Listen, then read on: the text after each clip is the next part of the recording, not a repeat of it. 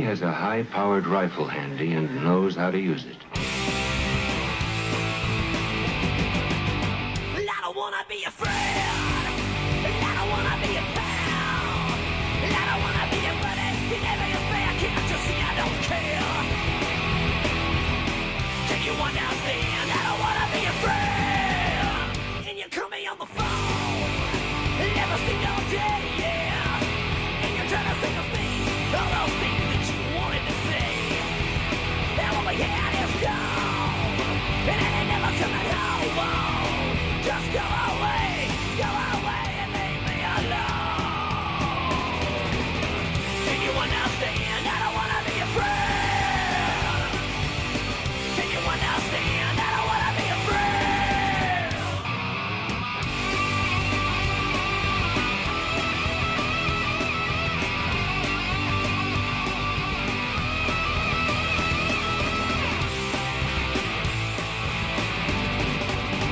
And you call me on the phone every single day, yeah. And you're trying to say to me all those things that you wanted to say. But what we had is gone, and it ain't never coming home. Just go away and leave me alone. Can you understand? I don't wanna be a friend. Can you understand? I don't wanna be a friend. Can you understand? I don't wanna be a friend. Can you understand? I don't wanna be a goddamn friend.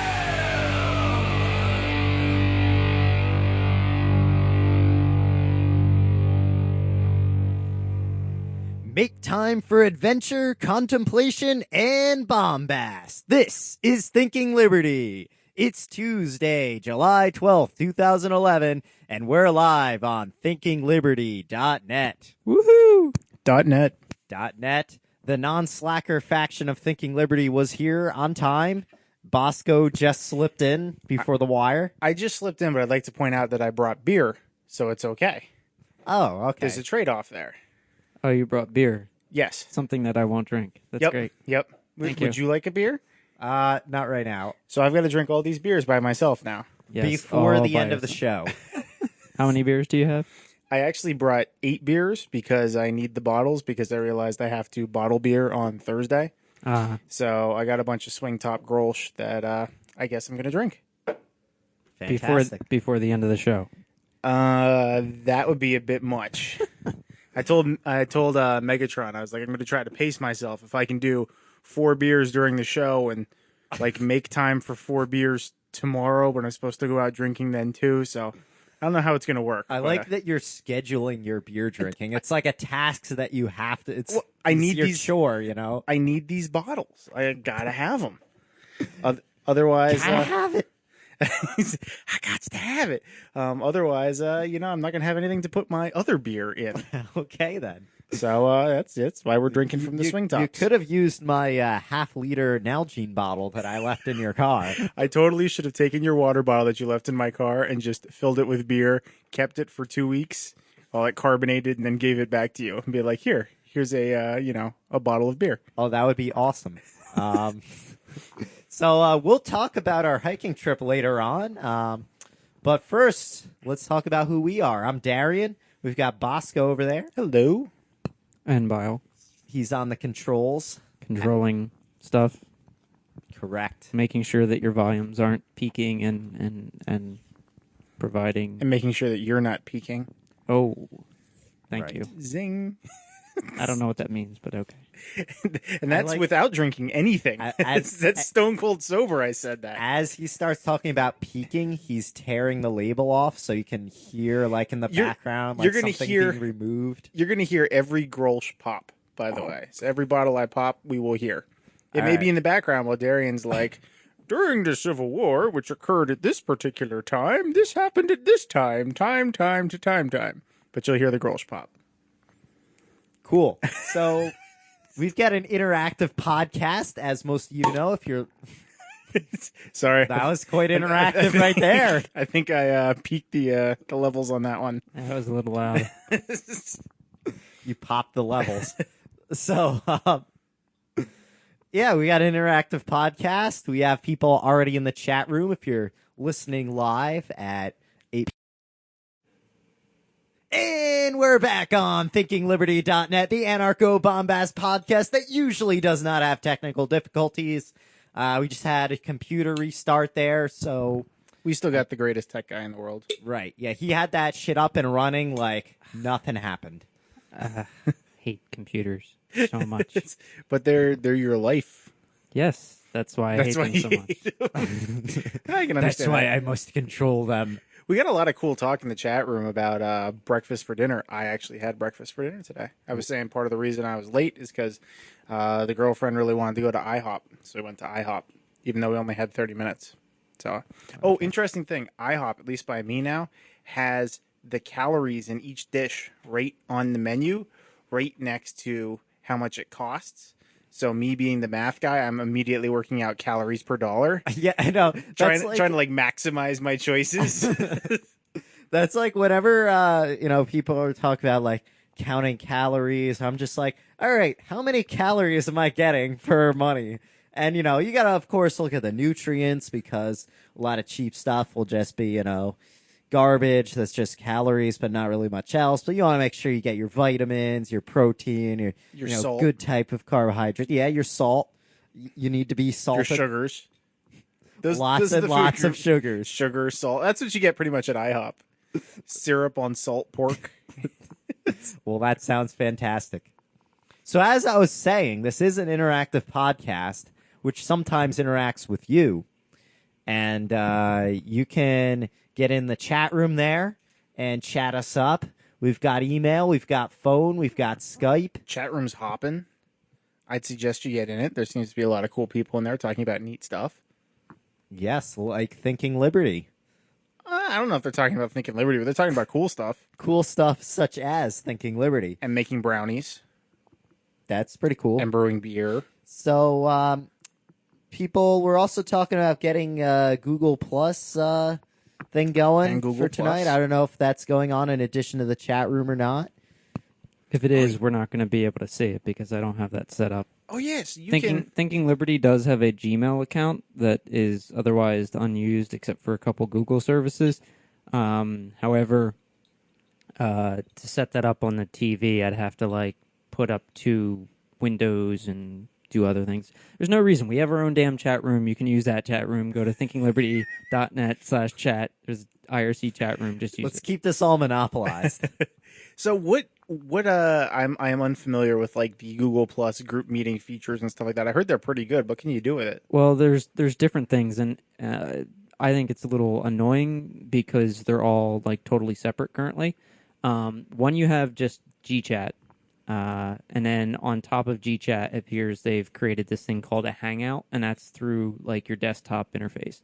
And actually, right before you showed up, I was in a Hangout with a couple of our friends, Meehan, Heather, Jane, and Lore, and it's sort of like Skype multi video. So each person there's the cam feed and the microphone, and all of you are in one chat room. I don't know how many it handles, 8 or 10 streams.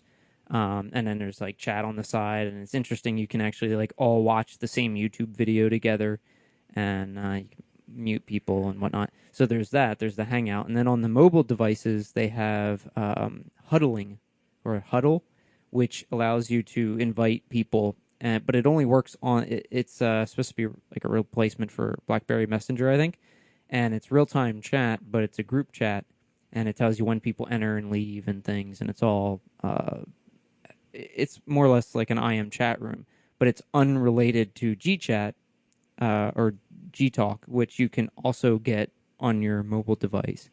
So I don't quite understand why you can't interact from the desktop with the Huddle, and then there's just Gtalk. So those are the 3 different things that exist, and they're all kind of distinct, and I don't understand why exactly. Interesting. When I first set Google Plus up, it was going through all the intro stuff, and one of the things is pick the groups that you want to chat with, and I didn't select any. It's I don't want to chat with anybody ever. I'm not a big fan of chatting online. So I think like 3 or 4 times after that, when I logged in, it was just like, yeah, which groups do you want to chat with? And I was like, no, you misunderstood. I answered this question by saying no. Yeah, I don't know about what I think about Google Plus. I mean, I'm on it, but I haven't really done much with it. I've added some people. Did you see I put the hiking I pictures did up? see the hiking pictures, and they were excellent.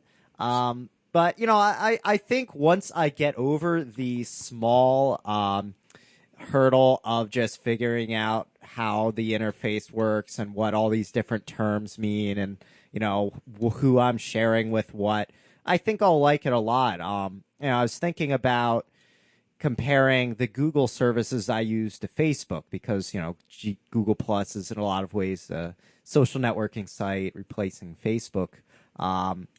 And I'm thinking of Google Maps and Google Mail, and every time they change something, they make it better, and it's easy to understand what they've changed. Unlike Facebook, where most of the time they change something, they make it worse.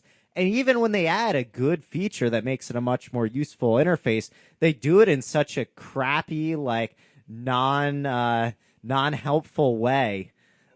So It also seems like magic when it happens. It's like, oh, you can do this now, by the way. And I'm like, Yeah, Google's in particular is good at just updating features and just having them magically appear. Google Reader constantly will tell you, please refresh the page because there's a new version out. It'll do that like once a day sometimes. I noticed with Plus, constantly there's just like this new thing that magically appears when I go to a different page. One thing I've noticed about G Plus is that it's really freaking snappy compared to Facebook. Facebook seems to lag sometimes and hiccup. G Plus just screams, which is pretty it impressive. does have a considering pretty plain design. it's So- well, Facebook it's does pretty too. Really. complicated though. Like, what Well, it's it doing. does. Oh, yeah, yeah, what for it's sure. doing, there's all kinds of stuff going on, but it's just like very snappy. You click on an image, it seems to automatically pop up. They must do a lot of caching. And Well, hold on, Garland. Are you saying that Google Plus allows you to use animated GIFs? Oh, we got to get on that then. Yeah, we need. Let me log into my CompuServe account and we'll put up as many animated GIFs as possible. animated GIFs are a big thing on Yes, a lot of places. She answers yes. There's I actually found a all animated GIF site the other day that's just like going for the best random YouTube clips that they turn into animated GIFs. People's heads exploding and stuff like that. I like when they take like movie clips and then they just make it into a short GIF. It's a good thing. That's Old like that. people clapping and Yep. that kind of thing. Yeah. You could probably do that with pretty much all of Xanos, the People's Party. Just make a boatload of animated GIFs. That's a game for the 3DO. That's awesome. Yeah, we need to get clips from that game again sometime, and that way And we put can 'em up. use them for the show. Xanos, stuff. the Awesome. People's Party. Let's just have lots of Keytar gifs and use those for the show. I've been working my way through every Cheech and Chong movie ever, so I'm finding more and more random stuff for the show from there. Oh, that's awesome. So, After our discussion while hiking, I decided that was a good goal for the summer. fantastic. Going through all the Cheech and Chong. Yep, I've been going through all the Marx Brothers slowly. that's but another good goal. Yes, I they're haven't great movies. Seen any of the Marx Brothers stuff? They're Really? good films. Get on There's one that is it Duck Soup. It's he makes fun of government like the whole movie. It's pretty funny. Okay. I actually showed Helen some Three Stooges a little How- bit how did ago. that go? So she liked it. So, Really? You know, Yeah, there's She's- like 10% of the female population Oh, that likes the Three likes the Stooges? Three Stooges. didn't realize that. We saw the one called Disorder in the Court, which is really good. And it just kind of made me think of like Keene and Judge Burke and like some guy just trying to be really serious about what's, is just ridiculous. So it's a good one to look up. Disorder in the Court, Three Stooges. So people in the chat seem to like Google Plus, sharing pictures and I like it Things more like than that. Facebook. I've been using it a lot more than Facebook lately. Yeah, so have I. I find it to be snappier and like just dealing with photos and the way things are laid out because it's more G Plus is more like Twitter plus a blog, plus social networking. yeah, it's not rather than like Facebook, which is because you can you can put people into your own circle, but they don't have to reciprocate. Like you don't have to Right, yeah. be friends with people per se. You can just follow people, and then the way in which it allows you to simply, every post you can say whether or not you want to public, like have this a public post, or you want it to go to an individual person, or anything in between. Your circles, which are just groups of people, like you can set it also what for your circles can only see something, or circles, extended circles. So they give you a lot of flexibility. They're trying really hard to not screw up as they did with Buzz. Considering like the biggest complaint of Facebook seems to be that Is privacy. sharing and privacy. So how easy is it to set like the privacy settings of things you share? It's I haven't right actually there. posted anything. It's on right it, at so- the bottom. It's really easy. You pick the circles that you want to show it to, and then how you want to show it to circles linked off those circles. And Okay, so it's every time you upload something, you Yes. can Yep, you select can this. I think select it defaults to like whatever your last one was, I think, but it's right there. It just tells you like this. It'll give you what is that called? It's a fancy like listing widget that'll show you everyone, because you can add a circle of friends, and then you can add individuals, so they all show up as like little, in this fancy widget list, and you can just select those at any time. But Yeah, I think it defaults to one of them. I like Perry's comment. He's like, he made his political circle and his friend circle and these different circles. Then he has a special circle for people who don't share his political beliefs, but they're still glutton for punishment and they want to see all his political posts. I'm like, that's a pretty awesome circle. Cool. So I think I'll really like Google Plus once more people I know get on it, because that's still really need- the only advantage Facebook has, is that There's there a are lot of more people people on there that I want to. I was reading today that some people are saying that probably by like the end of tomorrow there will be upwards of 10 million people signed up to G Plus, and by the end of the weekend it could be twice that. Well, let's hope it's the right 20 million. I wonder Yeah. if they have like a running data ticker, like just how much data is kept. Oh, like a web counter. Yeah, but I'd be curious to see like within adoption of this service. Oh, absolutely. It's Google. They keep track of. They have Yeah. metrics on everything. Okay, I guess what I'm trying to say is I know they keep the statistic. Will they I- announce them? Well, I'd like to see Maybe. I'd like to see an interface with basically like a ticker that says like, boom, this is how much. This many pictures have been uploaded. Yeah, this is like how much data. data we're storing on. Well, they did have a problem the other day where I guess a bunch of people started getting tons of notifications about people putting you in circles and stuff. Turned out that the growth of G Plus was so rapid that the notification server, I guess it was like caching the data to disk or something, and it was getting hammered so hard that it filled the cache on the disk, and so the hard drive ran out of space, and the software wasn't adequately prepared for it, so it just kept resending the same notifications over and over again, so people were getting like hundreds of the same notifications. Okay. Well, that's why it's still in beta, right? Actually, it's not even beta; it's just closed. Okay. So, From what I understand, they don't want to call it beta because it's not like a beta. Beta generally means it's like a finished product, but you're still working out bugs before release. Whereas this is like they want to roll it out slowly to sort of early adopters, and then add more features and tweak things as it goes, and then eventually they'll open it up to everybody. so it's an experimental thing. So Yeah. not everybody can get on it yet. Will it be that everybody can get on it, or will they need Eventually. a Gmail account to do that? Oh, and I don't know. All right. Well, What's the Android app like? I haven't used it yet. It's actually really nice, simple interface, just like the main one. It gives you the ability to go to your stream, go to Huddle, go to Photos. That's the other thing. Photos in this, because it's tied with Picasa, is really nice, much better than Facebook. And it gives you a lot of the capabilities that the website does. There's certain things it doesn't do that's a little odd, but it's probably just been overlooked. Like in Huddles, if you're in a huddle with one person, you can't ever leave. I don't know why. that but sounds you like a just can't. dangerous huddle. Yeah, like I was invited to a huddle by a coworker because we were just testing out the app, and it doesn't give you a leave option. But if you're in a huddle with multiple people, you can leave. I think I was invited to a huddle, but I didn't know what it meant, and I didn't feel like finding out, so I said no. What's a huddle again? It's like a group chat, but Okay. only mobile chat. Oh, well. I don't know wouldn't how use it that works anyway. I don't know how it works on the iPhone. If Tennyson was here, he would know. Yeah, I was going to where say, is have Tennyson? you checked out the iPhone app yet, Darren? Because you got an iPhone too. No, I haven't. I don't know if I there is an generally iPhone don't check out apps. Like I don't even have a Facebook app on my phone. Wow. Okay. So Whatever floats your boat. that Or floats doesn't. my boat. So A how's lack that? of a Facebook app floats your boat. We're like 3/4 of the way done with this, Grolsch. Okay, so you're We're getting moving there. along. We're no wheels off liberty, but we're getting there. You're completing the task that has been set out for you. You know, it's funny when I told Megatron when I was like, "Yeah, I got to drink these beers because I got to bottle this stuff up," and she was like, "Oh yeah, so you're gonna have a show like Wheels Off Liberty."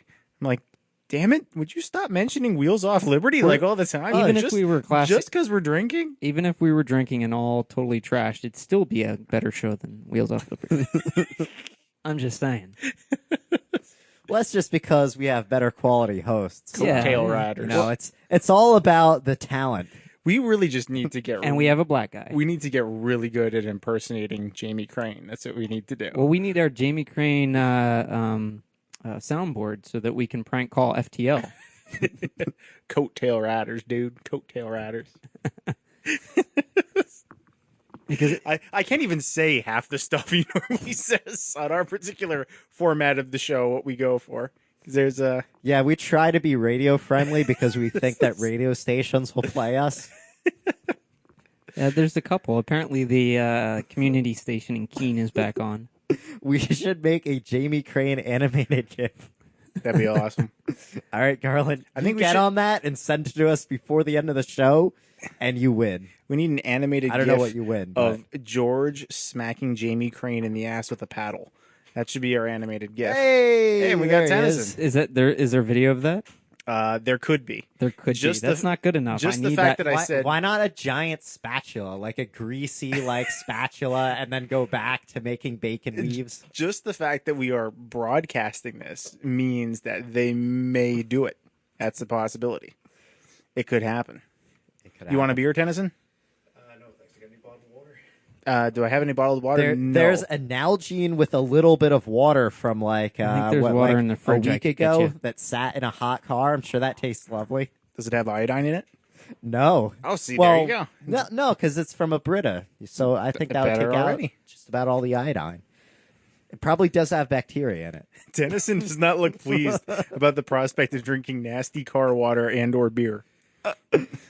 No. This guy's so fussy. He just wants clean water. Jeez. I know. No, clean air, clean water. You figured they passed a bill about that somewhere, right? So what's going on?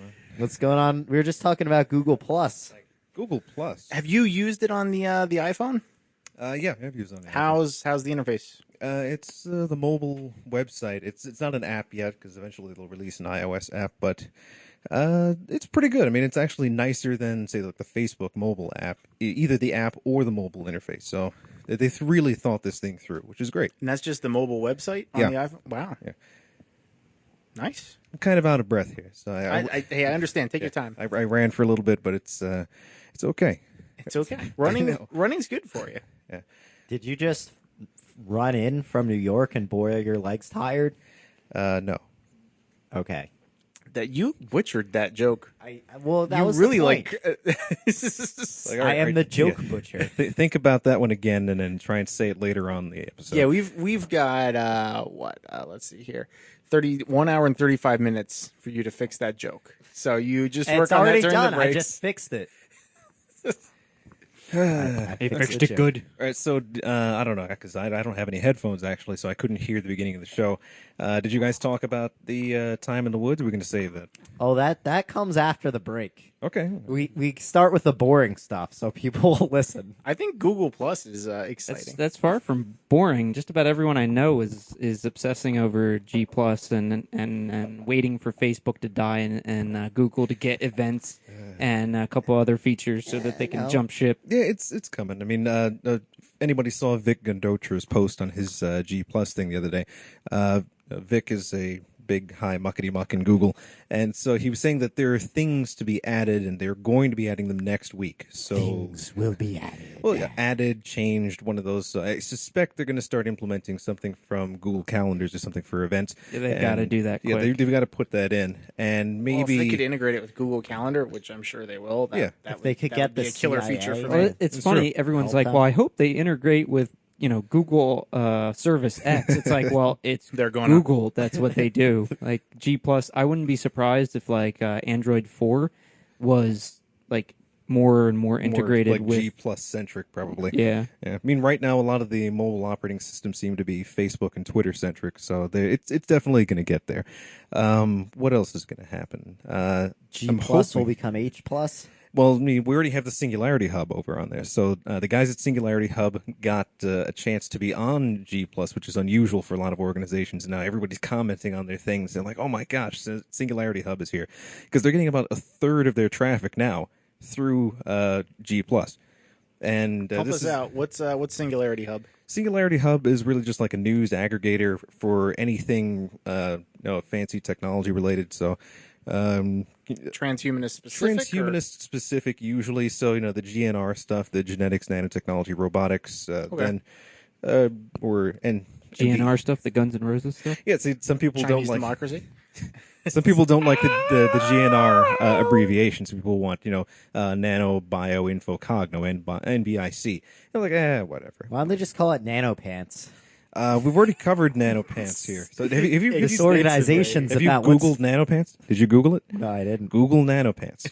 I want you to Google it. Should I look it up on G plus? You probably could. There might be a spark for it, but It's more like a G minus thing. Yeah, G+, you're like one iteration away from H+, right? yeah. So that's exactly what I put on it with Singularity Hub. So they need to get Kurzweil AI on there, H Plus on there, Next Big Future on there, Future Pundit, all these guys that Next big future, you seem to put a lot of stuff out on your Twitter feed. I know, because they put out some of the best actual stories. I mean, I really like everything that NanoDot at Foresight Institute puts out, but there's just like a real more sciencey, and regular people aren't going to sit there and read that first sentence kind of thing. Next Big Future, he does a really good job of getting the crystallization out of it. So How That's about hard to do. future Yeah. weapons? Is that on there? no, that's an Engadget side blog, but it's probably going to be on there eventually. I thought it was a show. It's also on Netflix. Netflix. Oh, yeah. I've been watching. It's actually a terrible show. Yeah, Future Weapons is pretty bad. You ever want to get really dismayed? Watch Lock and Load, or I think it's called Lock and Load with R. Lee, where he just like runs around taking military hardware and blowing stuff up and shouting "Hoorah, Semper Fi, do or die" like nonstop. We can see on the That sounds like history. on the thread over there. You've got a spark in your nano pants there. So That's a problem. The nano pants are not designed to resist burning. Banana pants? somebody has a cancer class. What does that even mean? A cancer class, It's an oncology class. I guess. Eh? Huh, okay. Yeah. It was a hoot. Banana pants. Pants, pants, pants, pants, pants. All right, so- banana pants. Do we have anything else we want to add about this before we head into our break? A lot of people are getting on G Plus right now, which is great because it's network effects. The more people that you get on there, the more news sources or information sources you get, and the more other people want to be on there to just absorb all that other stuff. So the move right now with a lot of the really interesting movers and shakers that we know, like a lot of people that we personally know, it makes it really, really fun. It is fun. So get on there. It's a hoot. It's a hoot like nano pants. I think we Banana should, pants. It's a hoot and nano pants. I think we should intro the next segment with my next Grolsch. I think that's what we should do. All right. So stay Wait. tuned for Thinking Liberty, sponsored by Nano Banana Pants. And But Darian's nano banana. So I should be playing Raining Blood now. you should be. Okay. That's what you should always be doing, actually. But, All right. but you out there in Radioland don't know what's coming up after the break. Actually, somebody requested Girls, Girls, Girls, which always makes me think of a strip club. Always, consistently. It makes me think of a strip club with a particular type of clientele and offering. It makes me think of Motley Crue. Those are all the strip clubs I've ever been to. They're like mid to South Jersey strip clubs. That makes perfect sense here. So, you have a Who Am I today? No, I do not. All right.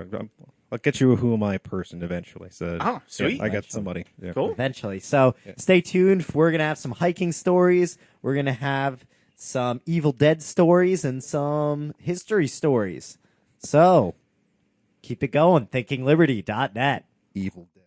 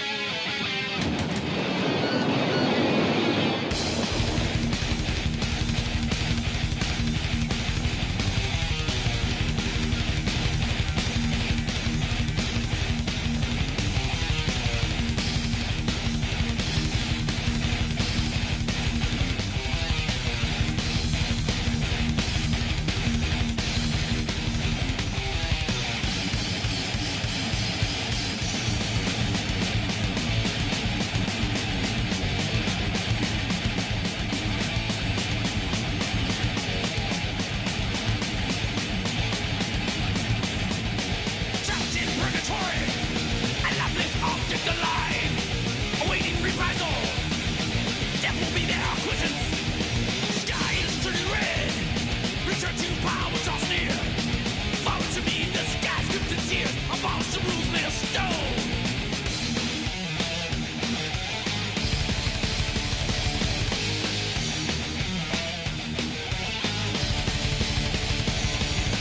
Pierced from below, souls of our treacherous past.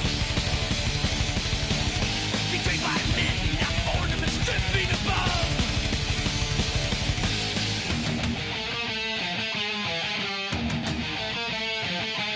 Awaiting the hour of reprisal, no time slips away.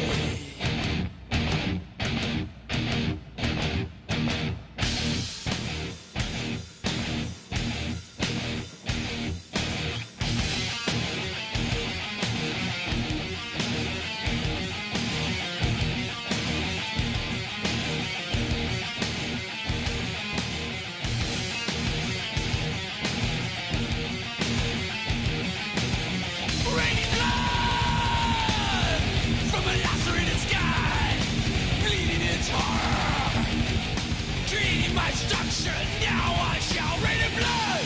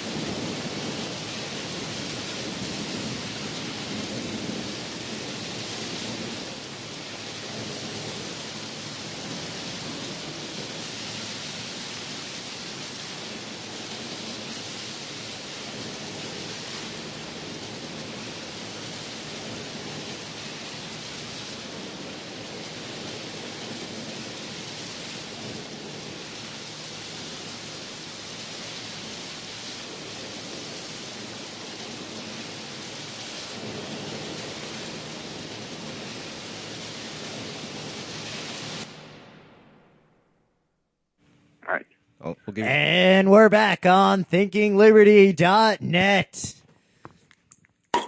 Did you get that one?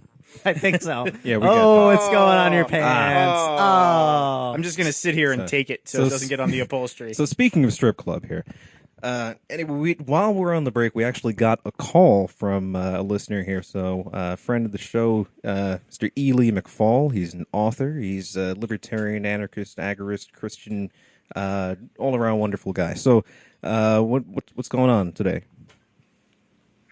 Well, I had some comments to make about Bitcoin. Okay. Last episode, the gentleman you had on, whose name I do not remember, Perry. remind me. Thank you. Yes, had some disparaging things to say about Bitcoin, Okay. which were discouraging for me because I was pretty excited about it when it came out. And as I recall, his critiques had mostly to do with the anonymity of the technology. Yes. And he believed that it probably wouldn't last because of that. But while I recognize that, I think that it probably still stands a good chance at lasting, simply because it offers things that the dollar and other fiat currencies don't have, simply by not being issued by a central authority, which are appealing to libertarians, even if they can't use them in agorist, legally dangerous activities. I'd like to know what you guys think about that. This is something that I actually brought up to Perry like 2 months ago when he and another friend of ours were talking about this somewhere else. And I said that Bitcoin, in spite of its weaknesses, still has advantages that the fiat currencies don't, which is, of course, there's no central issuer. It's going to go up in relatively regular amounts, I suppose. And you can't actually steal it from someone physically. So those are things that you could call advantages, perhaps, and you can call them disadvantages for other reasons. But Perry really has a lot of very good technical arguments against the instantiation of the Bitcoin protocol. So I think that he thinks that not only is it the anonymity a problem, but also the very structure of the thing could also be a problem. So you could find a way to have arbitrary coins made, but I don't know if you'd find a way to have arbitrary coins made. yeah, I mean, you can probably explain it better. what you're seeing more now is things where people are getting their wallet stolen and things like that. Okay. But at the same time, I mean, you could encrypt that. At the same time, you could have something that screws with whatever client you're particularly using to log your keys and stuff like that. I mean, it's just like anything else. I agree with the caller. I'm sorry, your name's Eli? Oh, E. Lee McFall. E. Lee. Yeah. Okay. Yeah, I think I'd agree with you that I You can think call there's me McFall. McFall. All Yeah. right, I agree with you that I think there's some fantastic advantages to using it. I think it's really makes effectively like cash transactions online really easy, which is something that nobody has been able to do up until now, which allows for all different types of business. Well, without the banking industry, yes. Yeah, but I mean, even if you look at like PayPal and things like that, you have the issue with the transaction can always be revoked, which really isn't feasible with Bitcoin. Oh, you mean revoked by the PayPal entity? Exactly. Okay, not revoked by the issuer and well, recipient. what could happen is the sender of the payment could make some sort of complaint, and then PayPal could go and it could reverse that particular transaction. I mean, well after the transaction occurs. Right. You don't have that with Bitcoin, and it's not feasible. The problems with Bitcoin are it is immature. You know, it's starting out. There's still a lot of problems with the client and things like that are being discovered all the time. It's nice in that it's transparent. You can sit on the forums and you can watch everything the developers find and everything the developers change.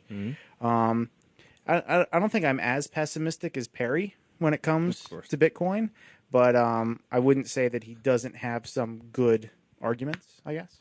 I'm not as experienced as Perry in this particular field, and so if I'm going to be going with any particular expert that I know, I'm going to probably trust his judgment and his negative assessment and his probably apprehension about the entire thing. I mean, he definitely says that he wishes it well. He says that it would be nice that if it actually succeeded, that would be great. He's very much for the possibility of electronic currency, but this one has got some problems, and more problems apparently are being discovered and written about. So, I wouldn't discourage people from using it, though. Yeah. I'd say make yourself aware of what the risks are, and make yourself aware of the advantages, Right. and then use it. By all means, definitely use it. one reader actually. Oh, right. Go ahead, McFall. Oh, I was going to say, I put it this way: don't invest more into it than you would be willing to say gamble on a long shot. I think that makes a lot of sense. Okay. All right. Yeah. One person who wrote to us, I think, actually wrote about the possibility of anonymous Bitcoin transactions with Chaumian something or other, and that was something that I put up on Facebook to get Perry and others' opinions. And the idea was that, well, if you can use this Chaumian method in order to make this an anonymous transaction, it's like, why even bother with the Bitcoin in the first place? You could simply use it for online gold transaction or whatever else out there. Of course, you need a place to store the gold and trustworthy. You could do like a digital bearer bonds type thing. And It's it's like been done before. Yeah, that's something else that can be done. I'm thinking of was it not Cryptonomicon? Is it Cryptonomicon? The book? Yeah. Yeah. Okay. Yeah, where it's some offshore type of thing, and but yeah, I mean, they said that may as well just use gold, and I think that brings me to my other argument against Bitcoin, which is that it doesn't arise naturally like money does. And I don't think that anything that doesn't actually naturally evolve into money is going to last as money, or at least is derived from a naturally evolved money. That's a common complaint with Bitcoin. I mean, to which the rebuttal is it stems out of the need for a means of exchange. Right.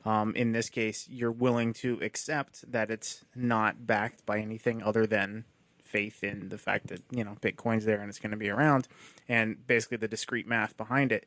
But you're willing to do that to accept what you can do transaction wise. So whereas gold and all these other systems that you're talking about require a trusted third party, basically, Bitcoin's really nice in that it's distributed. Yeah, I mean, it's got that advantage, which is great. But again, I don't think that it's going to become or stay a actual money if a crisis occurs. So I'm thinking of the social convention money, like everybody decides to trade back and forth monopoly money, but then some sort of crisis occurs and people no longer are thinking of the monopoly money as actual money. And people start moving towards hard goods or something else, something that's actually universally valuable or personally valuable. Bullets for one, but even then, because there's a marginal utility for that, so people will go for something else eventually. There's no marginal utility for me in bullets.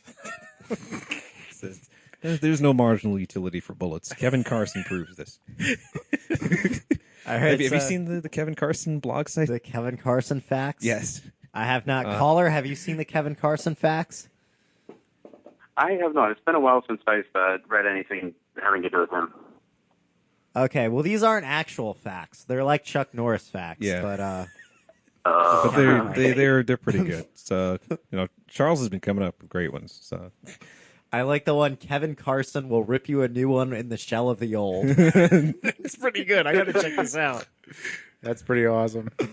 All right. Yeah, I think you just Google that and you probably find it. Yeah. So did we answer your question, or do you have something else you want to talk about? I think so. Just wrapping up, I would say that as far as what Tennyson said, it would probably require or depend on the depth of the crisis that would cause it to fail. And I think that in a free society or a sufficiently advanced counter economy, we could see Bitcoin backed up by gold or silver, where the Bitcoin is just the medium of exchange, and the gold and silver is the actual money. So it would be like a indirect transaction.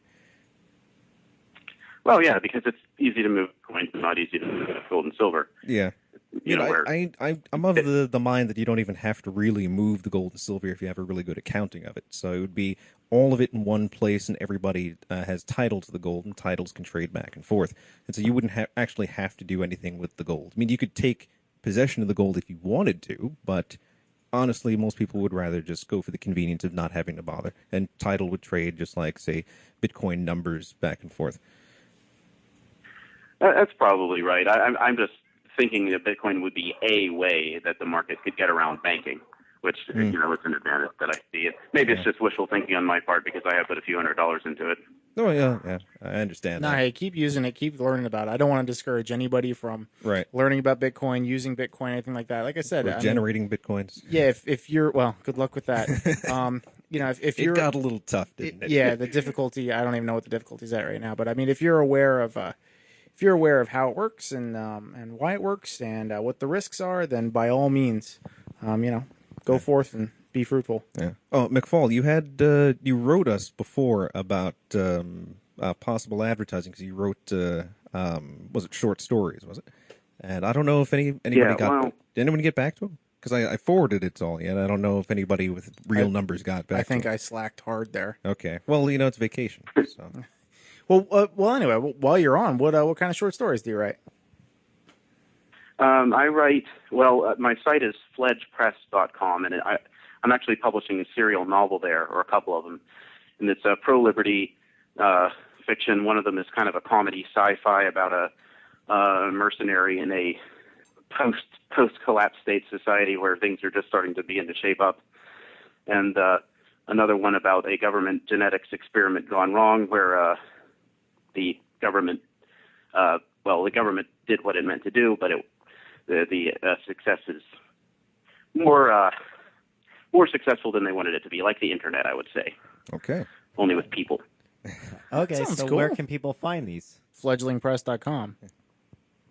Fledge Press. Fledge Press. Oh, it's so close. Fledgling. Wow. I really wanted to sound like such a smart ass when Darian said that. I'll be honest with you. Darian was smarter in that He case. was.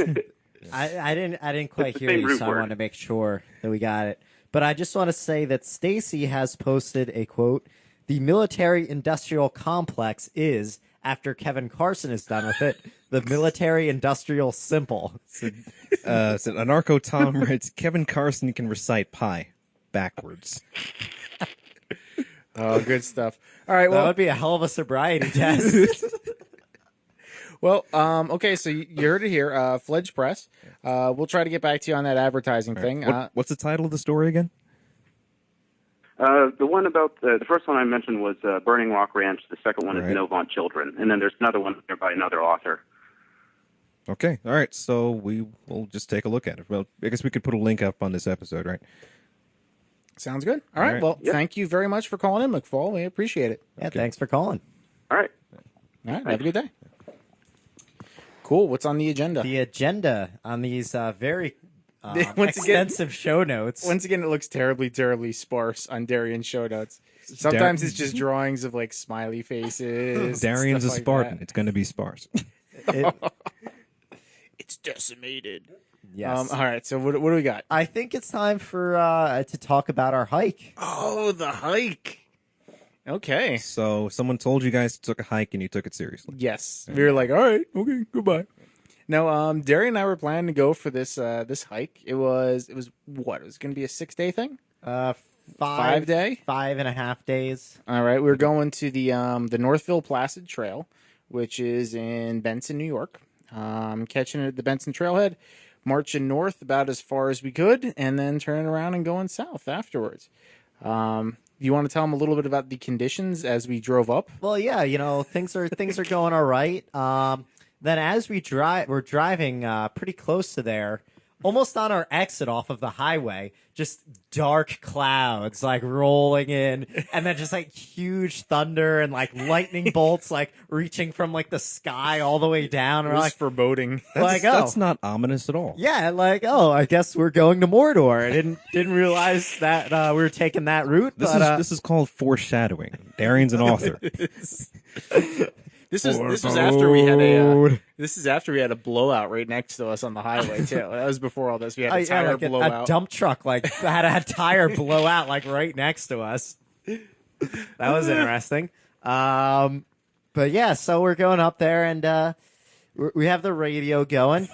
And, we didn't know any stations up there, so we're just pressing scan. And then, there's something that's not too terrible. And then it interrupts with a special weather advisory. It was one of those like, this is an emergency broadcast. One of those things.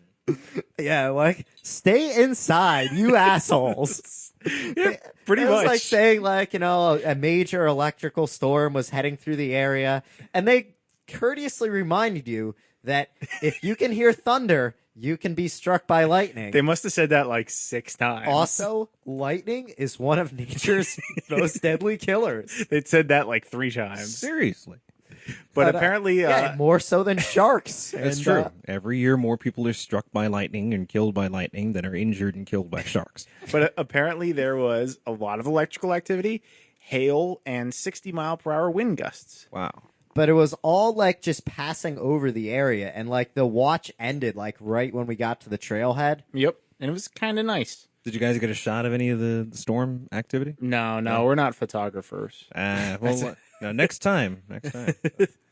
Yeah, so we get there, and it's been a while since I've done a camping trip where you actually hike. Theme 1, Darian can't pack. So I had a bunch of new equipment since I went last time, so I wasn't really sure about the best way to put it in my pack, especially since I was preparing for a deep water crossing where I didn't want to have my dry stuff on the bottom of the pack.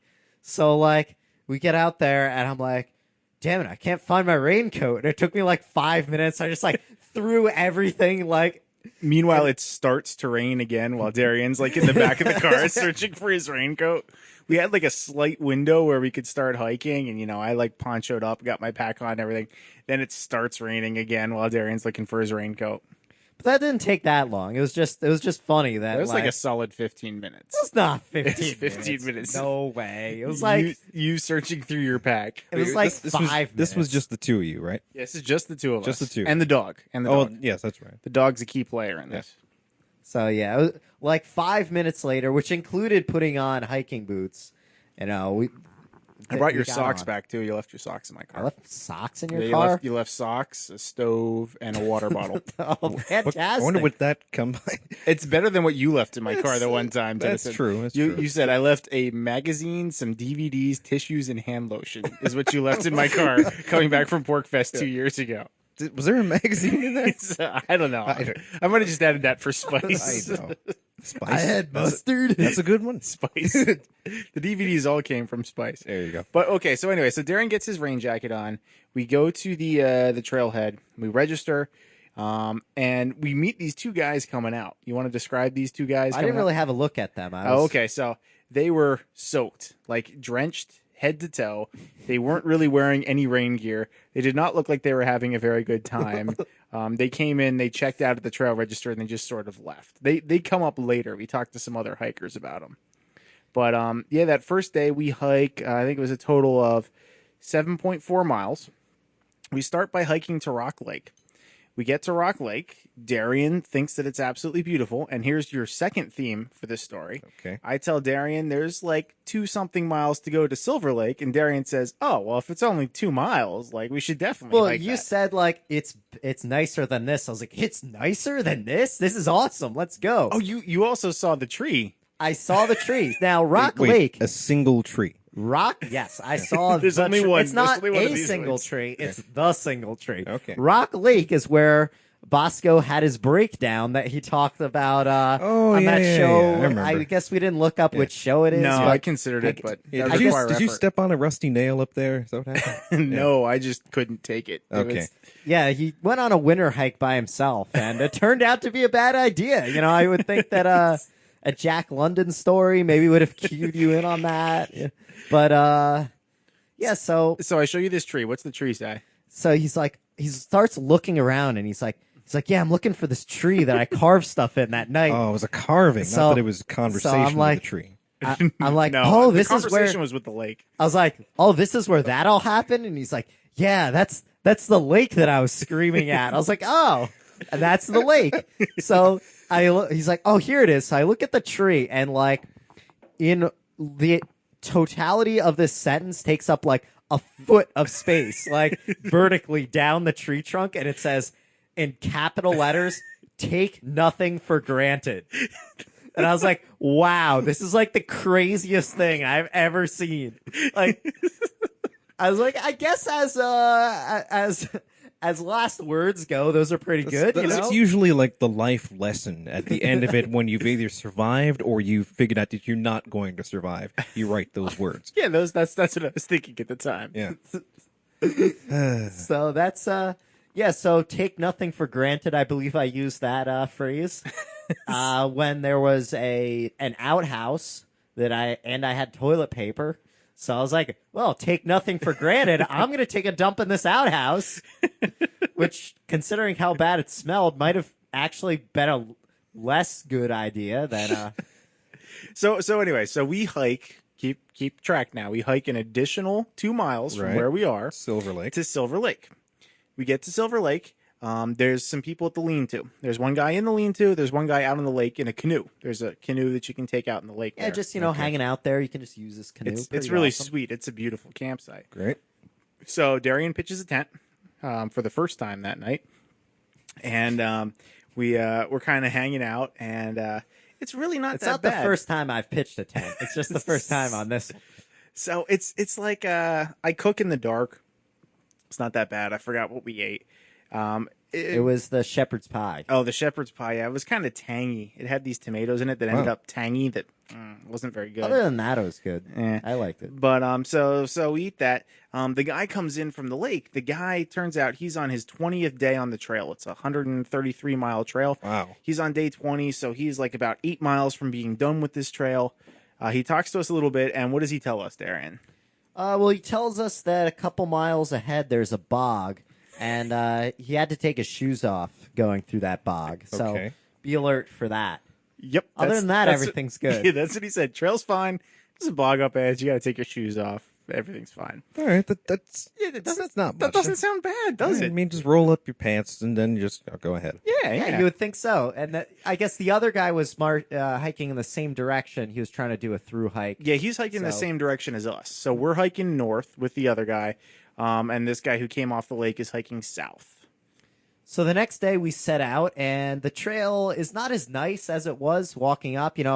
On the way to Silver Lake, it's all creeks and waterfalls here. You got creeks going across the trail, but, it's not as nice.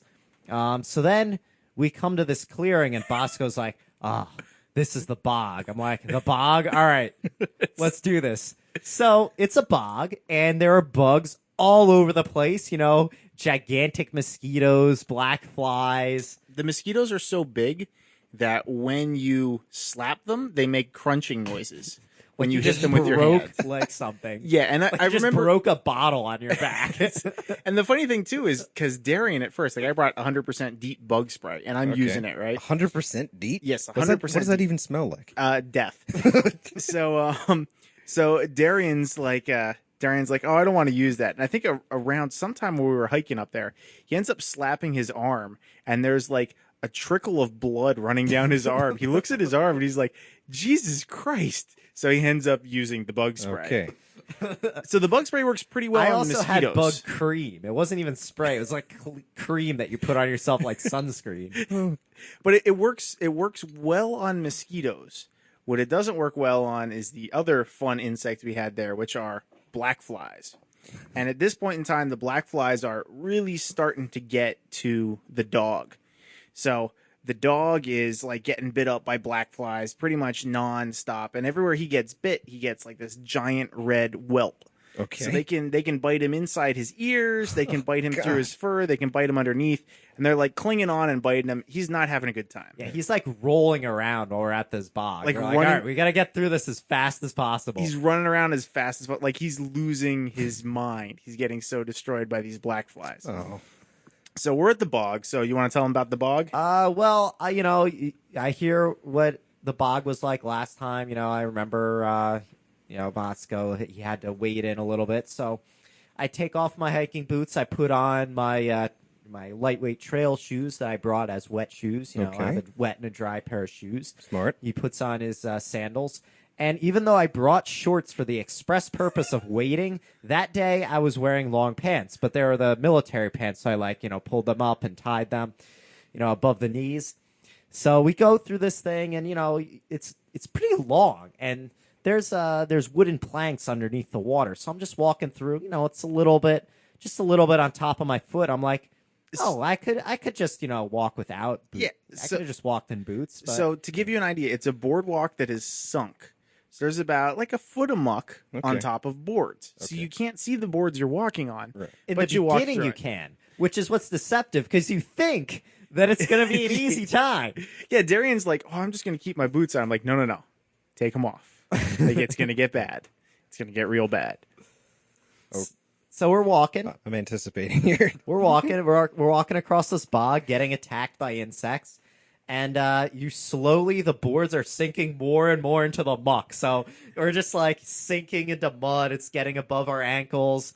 And then Bosco decides to go around the side to try to step on the grasses, because a lot of times when you are walking in a swamp, you can step on the grasses and they won't sink. Right. Or they'll only sink a little bit. Not here. He sinks in like up to his knees, and he's got a heavy frame pack on, and I see him like with very much Looks difficulty. like you're about to fall over. He's like, Yeah. he's like lifting his legs out of this bog. He puts his leg down and he sinks even more. And I'm like, the bog's like,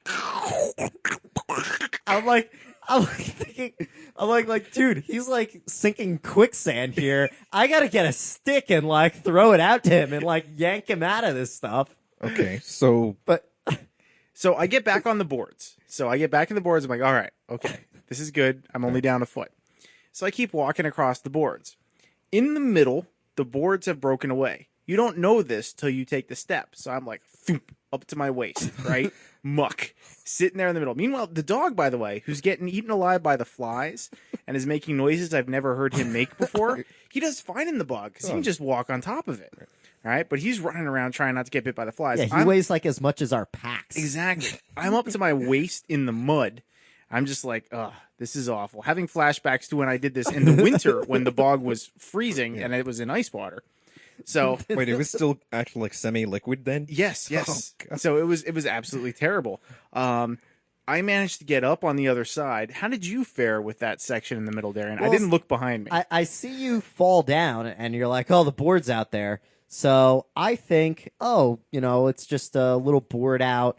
He probably stepped in. It's like, ankle, maybe knee deep, and he just, fell over because he wasn't expecting it. Because it looked like you fell forward when you did that. So I thought you just stepped in a little and fell. I was wrong. I step off this board and I immediately sink down to my waist and like fall forward into the bog. And I'm like, lots of expletives are coming out. I'm like swimming almost to like pull myself out of this bog and get up on the other side. And I'm just covered with this stinky swamp muck. I'm like, oh, it's so awful. I'm like, all right, I'm walking to the next waterway. And I just like storm forward. Meanwhile, so Darian takes the lead. I'm in sandals still. So I'm like slip sliding. I bust up my toes. I got my one toenails ready to fall off, right? Like it was a bad decision to keep my sandals on. I'm sliding all over the place. Dog is freaking out because he's getting bitten up by bugs like he can't possibly stand it. It's pretty awful. I'd say for like, what, a mile? Did it take us a mile to get to Canary? I don't know if it was a mile. I'd say like a half mile. All Or right, like, how at least long we was it saw in terms of time? Oh, there was Way no too keeping long. track of time. It Way was too long. Infinite. Effectively infinite. Right, was it dark by then? Oh no, this No, was not yet. like still like 10 o'clock or something. Oh, okay, this is early in the day then. All right. So all right. we're like, all right. I see a lake up in the distance. I'm like, there's a lake over there. I'm walking to there. Dude, I just like leave him behind, and I'm like, wade out into this lake. Very beautiful campsite. Like This incredible. this lake's probably one of the prettiest campsites I think I have ever seen. Clear water, Canary with Lake rocks on the bottom. It's clear. There's a canoe. The oar is not so good on the canoe. The oar is a pie tin tied to a stick. Okay. But it's there's rocks. The bugs weren't that bad once we sprayed down with some more DEET. All right. We managed to wash out and everything. And the best thing is this particular lake, Canary Lake, I completely and totally missed the first time I hiked that trail in winter. I actually walked past this lake for like another 2 miles until I got to a much crappier lake Yeah. where I cleaned up. It would have been a great place to start a fire because they had a big rock face with like an all rock. It would have been absolutely all rock perfect. fire ring. I'm like, you missed this? Yes, the hell's your problem? I totally missed it. But we end up at this beautiful, beautiful lake. I'd love cleaning ourselves off, Bear Grylls style. Yeah, I'd love to camp there again. Yeah, you pretty much, when you're up to your waist in muck, you just walk into the water wearing your pants because, you got to get them cleaned off. So I guess next time bring those deep fishing pants. Maybe. That It'd be kind might of help. heavy to carry, though. I would just, know what's ahead, put my shorts on, and just power through it. Okay. I've actually been talking to one of the guys who does trail maintenance online. I gave him a report, and I've told him, like, next time I'm pretty much bringing a saw, and I'm fixing that part of the trail. That is what I'm going to do. I'm just going to fix it. And he's like, well, you know, there's programs and stuff like that. I'm like, no. I'm just going to fix it. Like, it's going to be fixed. That's all you know.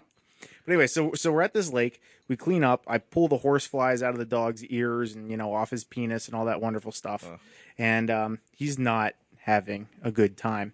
And from Canary Lake, it's another 2 miles to get to Mud Lake, to the lean-to.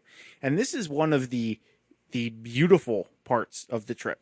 We get to this Mud Lake lean-to. There's already a dude there who started a fire, that's smoking a lot, that's killed down, you know, the black flies, stuff like that.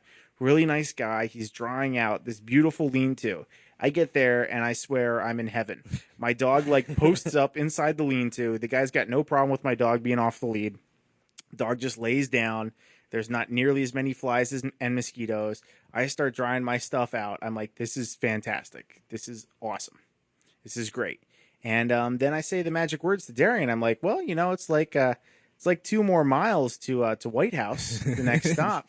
Do you want to go? And being that it meets Darian's threshold of infinite walking, which is 3 miles or less, Darian's like, yes, I think we should walk to White House. So we eat some It was lunch. like noon at that. Maybe not. It's like 2:00. We still had a lot of time to do hiking. This seems like a nice place to settle, though, for a day. Like, hey, let's spend the day at this place. Oh, dude, it was fantastic. I could have kept that fire going all night long and just laid there at the lean-to.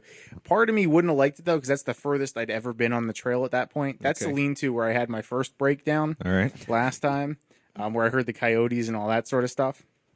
So we're at the lean-to. We decide that we're going to walk another 2 miles to get to White House.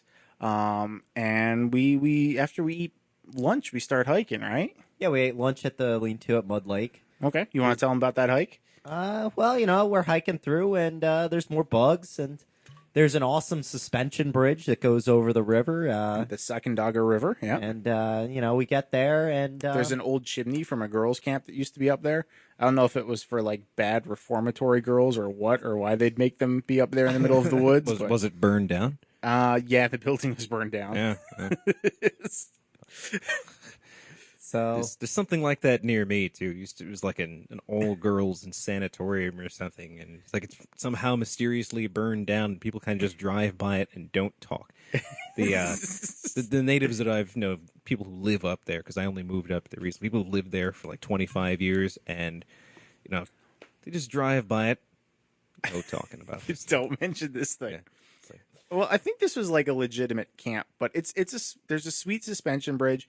You see this chimney at the end of it. That's where I made the capitalist troll joke that I posted on our Facebook account with capitalist troll says pay tribute to cross my bridge. yeah, you had the phone with the good camera, so you were taking Yeah. pictures. And I asked if you wanted any pictures of you, and you said no. No pictures of me. I was wearing a shirt on my head, people, by the way. Oh yeah, the shot. We forgot all about that. So I was wearing my, hiking hat that I've hiked hundreds of miles in. Bosco forgot a hat, so he takes this awesome anarcho-pacifist shirt Which Lore made. and he puts it on his head. Yeah, so I was wearing that. It was getting very, very sweaty, but it served its purpose very well. So anyway, so we get to White House and we see 2 dogs and a family there, right? Yeah. Up at White House. They were going swimming. There's a trailhead. There's a fire road. You can drive like 6 miles up this fire road. You can hang out there. It's a good time. You can go swimming or do whatever you want up there. So it's pretty sweet at Whitehead. We started to look for possibly some campsites, and then it happened again. I said, well, Darian, the next thing is less than 3 miles away. What do you want to do? And Darian, what do you think Darian said? Darian is probably going to say yes. Well, listen, He's our going to say, goal, let's keep walking. There's an established pattern of behavior here. our goal for the day was to hike 11 miles. And when we set out, we weren't sure if we'd be able to do it, but, we did. Chairman Mao had goals. Because So you're meeting your own personal goals for right. length. If we didn't hike those additional miles, we wouldn't have met the goal. And once we, went to that spot, that's where I wanted to camp. So Okay. this was all on a predetermined plan here. No, see. we got our to that five. we got to that spot, and that spot was 4 miles away from the next thing. So because it wasn't over, it was over the 3 mile threshold. If you walk in increments of under 3 miles, Darian will walk anywhere nonstop. He will walk all the way around the world in 3-mile increments if you can pull it off. So, We're going to try this out. so we walk another 3 miles. This is probably the most brutal 3 miles because I'm like way out of shape, and I've walked 11 miles, and my dog is getting mercilessly destroyed by black flies, and it's just been And you walk really fast without taking breaks. Oh God, yeah, I got so pissed in the middle because there's so many black flies that if you stop, you just get beat up. Like you just get bit up to all hell. So you've got to keep going. So you can't stop and take breaks. So you just keep going and going and going. And when you do stop, you've got to start a fire. I learned that you need a fire. Fire is man's best friend. So we walk another 3 miles. We get to the next lean-to. You want to describe who we found at the next lean-to? 4 dudes just out of high school. Yeah, we found a bunch of high school Nice. kids. How did they get up there? They hiked. They hiked in from Piesco. They had their shirts off, which kind of disturbed me because I was like, you guys are going to get destroyed. They were sleeping in a lean-to, which also kind of disturbed me. Okay. So anyway, so we got up there. Darian was willing to sleep in the lean-to. I was like, nah, I got the dog. I'd rather sleep in a tent. So we walked back to the suspension bridge and we made camp there. Yeah, there's actually a campsite. It's pretty cool how they have just campsites established along the Another side one. of the trail. It always does it. Always. Anyway, continue. You figured it would be not do it so quickly the second time. You figure. There's no way to control how quickly I do it. It's like opening champagne. All right. So, yeah.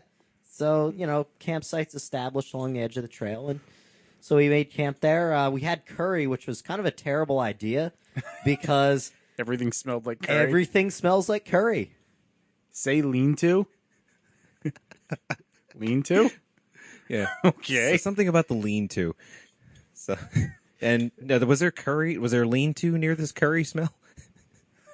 So anyway, So we're making curry, and yeah, everything smells like curry, especially because we were washing our dishes by standing in the river and wiping sand on them. Yep. But Yeah.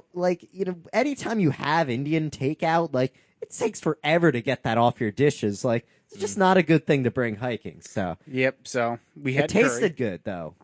Yeah. I don't know. I wasn't too happy with it. Wasn't too happy with See, the curry. I was just so amazed to have food. I think that Well, you eat a lot of what is it? The mountain meals. I have the mountain house sometimes. Yeah, the mountain house. Usually, I don't go on longer hikes, so we'll just bring hot dogs and have them on a fire. Okay, that works. And I eat a lot of Cliff Bars. Oh yeah, you brought a boatload of Clif Bars. By the way, when hiking, Darian's caloric intake much higher than mine. Really? I really do not feel that hungry. It's probably because I'm out of shape and underhydrated. But yeah, it's because I'm a big guy. You're storing more anyway. So yeah, I really don't feel like eating that much. So I kind of felt good that Darian brought extra food because I was in charge of the food, and if he just ate what I gave him, he wouldn't have been too full. Yeah, I would have been pretty hungry. But at this point, I also told him, I was like, look, if we get to Piesco, If we get out here alive, I was like, I'm gonna see what I can do, about getting a ride back to the trailhead. If I can, it'll cut 2 days off the trip, but I really don't think the dog can take much more of this because the dog was really kind of losing his mind at that point. He was not doing well. So anyway, you want to tell him the next leg of the journey? well, not a whole lot to tell. You kept getting the distance wrong, telling me a different amount of a different mileage to the town that we were going to walk to. But it turned out to be about 4 miles. It was 4 miles. I told you which 6. we went pretty quickly through. I thought That's because the black flies were bad again, and the dog's freaking out again. You're pulling him out of his ears again. And it's just So the DEET does not keep the black flies. the DEET does not handle black flies. Handles mosquitoes, does Right. not handle black flies. Huh. Maybe I don't know what you could do for the dog with that. So. You don't bring the dog. This is what you do. It was a big mistake on my part to bring the dog. So we get to Piesco, and there's these 2 people anxiously awaiting at the trailhead their party to come out of the trailhead. So I see these people, and they're like, "Oh, we thought you were somebody else." And I thought to myself, I am so capitalizing on this. It's like I have given enough rides to random hitchhikers in my life that I am owed at least one ride. Karma owes you something. Exactly. So I walk up to them with my dog covered in black flies, And I'm like, oh, hey, yeah, no, we saw the people you're waiting for. And those were the kids at the lean-to. Okay. I was like, yeah, we saw them. They went out to White House. These they went... parents were very happy to know that their Exactly. kid and his friends had not died I'm and like- seemed to be having a good time. I'm like, yeah, they went swimming. They had a good time. They were really polite to us. They seemed to be doing really well. Unlike us, I'm like, we're having some trouble because my dog here isn't handling the flies too well. Meanwhile, I reach down and like pull a fly out of the dog's Yeah, they're ear. just looking down at the dog and like he's got all flies like all over his head, like looking up at them, like, please help me. The dog These is just- crazy people took me in the woods. I don't know what I did wrong. The dog at this point is like staring down at the ground dejectedly, like convinced that he's gonna die. Basically, lean to, lean to, lean to, lean to, and so the people are feeling really bad at this point. Most people would not give me a ride, especially with my like unshaven face and my bald head and smelling like 25 miles of bad road. But the guy's like, yeah, I think I can give you a ride to the next trailhead. How far is it? And I'm like, it's about 20 minutes. Yeah, I knew that this was not gonna be like exactly as planned. Like, Darian knows that I couldn't estimate distances if my life depends on it, considering I was telling him the last trek was 6 miles and it was actually 4. So I'm like, yeah, it's like 20 minutes. So the dude is like, okay, yeah, hop in my car. I get in the guy's car. We start going back to the trailhead. Turns out the trip to the trailhead's like a little over 30 minutes because you've got to go around the woods that we were just hiking through. should have just driven through the woods. I get a ride to the trailhead. We talk about all kinds of things, everything. The guy's talking about hitchhikers and stuff like that. He's hiked part of the Appalachian Trail. He's like, yeah, I wouldn't pick up somebody if they didn't have a pack. I was telling him, like, I pretty much pick up anybody in the car. So we get to, finally get to the trailhead. Okay. I hop in my car. I thank him very much. We drive back to Piesco, where Darian and the dog are waiting. And Darian... And, the people that they were waiting for were there for like 45 minutes at this point, Yeah, just sitting outside the store. the other group made it out of the woods, and then they had to hang around because I had totally bogarted their ride. So we get back. I thank them very much. They seem anxious to leave.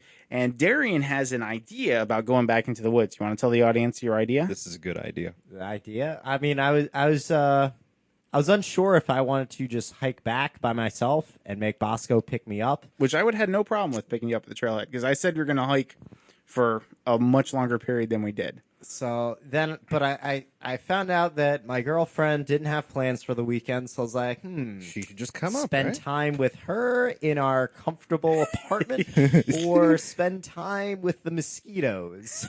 And the black flies. Actually, the black flies weren't bad for us. They were bad for the dog. So Darian decides to come back to Jersey. We all hop in the car. We drive home.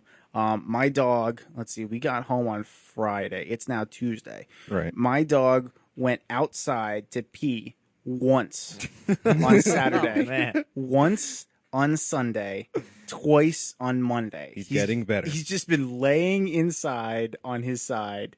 The bumps that are all over him have gone down. But yeah, moral of the story, don't bring a dog hiking in black fly season. Okay. Yeah, That's you going to know- be the name of this entire section of talk that we've had here. You know, it's at some point it becomes cruelty to subject animals to something that you would gladly put yourself through because Yeah, Darian can consent to it. I can consent to it. The dog cannot. So consequently, that's why I decided to pull the dog out early. yeah, and he cannot understand the value of hiking in the summer through flies. Yeah, he just and thinks moss. you're totally stupid. It's like, you guys have a perfectly good house. What the hell are you doing out here? yeah, exactly. That's pretty much what the dog seems to think. Yeah, it was a good time though. I enjoyed it. We hiked about 22.5 miles in total. Yeah, that's So, what we did. over basically 2 days. I mean, it's 2 nights, but the first day was, we started hiking at like 4:30. So Yeah, we it saw wasn't some like cool a- stuff. Darian will always walk 3 miles. That's another thing that she can learn from this. it was interesting. It's different style of hike that I normally would do. Normally I'd be like mountains, ridge hiking. This was like weaving around the mountains through the lowlands, but it was still pretty hilly. It wasn't like a flat trail. The problem with that is it's all mud, so it's all flies and it's all mosquitoes. Yeah, I had a good time though. I did have a very good time as well. So you should get out and hike somewhere, I think that's what you should learn from this story. Be aware of the conditions on the trail. Make sure you bring the right stuff. If you have, friends who go hiking, maybe go with them the first time. But really, all you need to do a short day hike is just, clothes, shoes, maybe a hat, sunscreen, And make some and water. terrible decisions of your own because they make fantastic stories. Yeah, you just bring a water, maybe something to carry the water in, and you're good. You don't need fancy equipment. There you go. It helps if you're going to be out there for like 4 days, which is something I also noticed because most of the I realized most of the actual camping hikes I've been on have been overnight. So overnight hikes, if something goes wrong, it doesn't matter because you're just leaving the next day. You don't have to get a good night's sleep. You don't have to have the right amount of food. You can bring all the water that you're going to need for the entire trip in your pack. Not so on a 4-day hike. If something goes wrong, you're kind of It's- screwed. yeah, It's it's just tough. gonna continue to suck until you fix it. I'm You're gonna personally need more water. I'm wondering about that guy who was doing his 150-day hike, and that he was coming south when you were going north, or the other way around. A 20-day hike. 20-day hike. 133 miles. 133 miles. How is he surviving? I think he just didn't give a shit Yeah, anymore. he It's was- like, Was he living yeah, off the land, just I eating just- mushrooms and bark? Well, there are towns that you go through. Yeah, you, Okay, you yeah, can you can- stop at towns. you can could go into town. go to a post office, but he was beyond. He had achieved hiking nirvana. He was beyond that. He was at the point where he's just like, "Oh, the bog, just take your shoes off." He does not say it's going to be the worst bit of hell you've ever been through. No. When he did it on day 19, he said, "Just take your shoes off." Okay.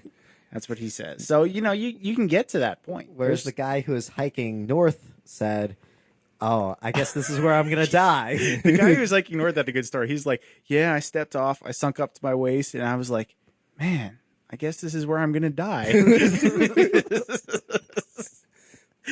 What do you think when you're on death's door? But damn, I should have spent more time at the office. But yeah, get out there and hike and have a good time, and do fun things like that. I tend to buy a lot of military surplus because I figure, hell, I already paid for it. Unfortunately, nothing the military uses is waterproof, so keep that in mind. I'm surprised the ponchos that the military uses aren't semi-permeable. Maybe you have to go to the Navy section. That Possibly. Navy has all the waterproof stuff, otherwise it won't float. All right, so All right, so we're going to go on break and we'll come back. I think that's a good idea. Yeah, I think we'll go on break. So get out, enjoy the outdoors, but realize it might be abusive. So have fun, and we'll be back with more thinkingliberty.net. Dot.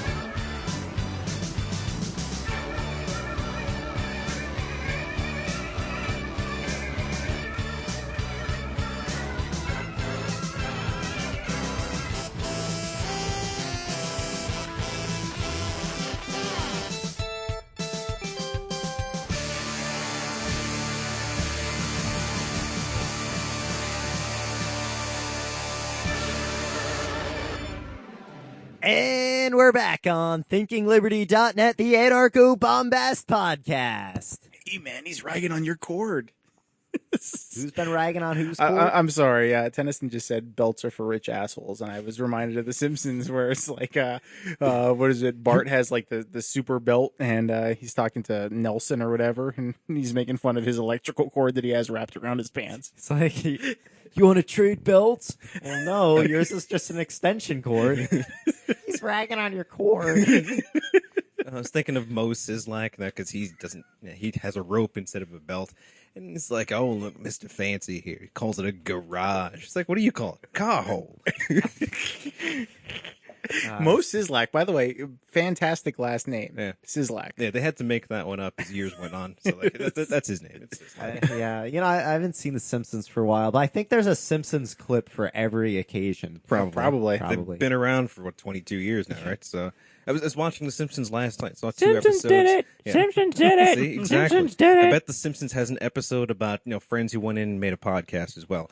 So I was watching The Simpsons last night, and it was the episode where Homer and Marge met up with Marge's ex-boyfriend. And as soon as I saw him, I knew his name. It's like, it's Artie.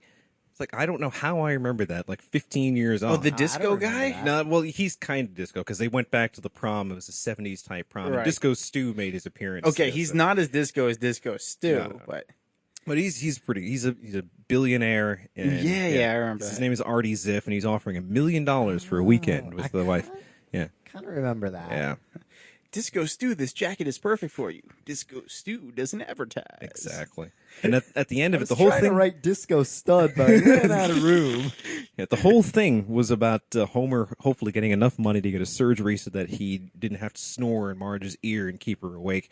And in the end, Artie gave them some sort of invention to cut down on the sound. Fix it. Yeah, and in the end, it was actually it was making a song as he turned it on. It was "Sweet dreams are made of these," and he says, "I'm watching you through a camera." There was a camera inside the device to watch Marge. That's awesome. Artie. Yeah. Good stuff. So ask me anything. So you were talking about a video. So I was saying, tomorrow my plan is to bike into Manhattan and then bike into Queens. I'm going to go over the GWB, the George Washington Bridge, and the Queensboro Bridge. And we were talking about biking in New York and stuff like that. And I'm saying I've never been biking in New York. I hope I don't get hit by the cops, dragged to the side of the road, and given some napkins. And some people got the reference, some people didn't. There's a video of a cop blowing a red light in Manhattan. They hit this guy. All right, this biker. They drag the biker to the side of the road. They give him some napkins, and then they drive away. So Like, I peace didn't. out. I didn't get this. I haven't seen this video. I'm gonna have to look this up. That's Yeah, I just don't know. pretty crazy. I'm not sure what keywords you would look that up for. I guess cop hits bicyclist. Maybe It's Cop not. hit It's not the bike famous. napkin? It's not the famous Critical Mass video. I mean, that's a pretty good That was video. a good to- video. to Yeah, that's a see Times too. Square. If you want to see, somebody like body check someone on a bike. Now, this is a different video. Just a random dude biking around, gets hit by the cops, dragged to the side of the road, and given a napkin. So I hope that does not happen to me tomorrow. It's good that they're looking out for the safety of the public. It's good that they give out napkins. That's classy. I hope they're clean napkins. I mean, I want my police officers to give out clean napkins when they run someone over with a car and don't help them. Well, the government's going to have to start providing some clean napkins and create some sort of group that'll actually find out whether they're really sanitary, and maybe they can come to a 50% or more sanitary level as they go on. So the cops will eventually get around to it. There you go. Yeah. We got some people talking about critical mass in the chat room. We got some strong opinions. Critical mass D-bags, those guys can die in a fire. Wow. Some people really don't like critical mass. For those of you that don't know what critical mass is, I don't know, is it the first or last Friday every month?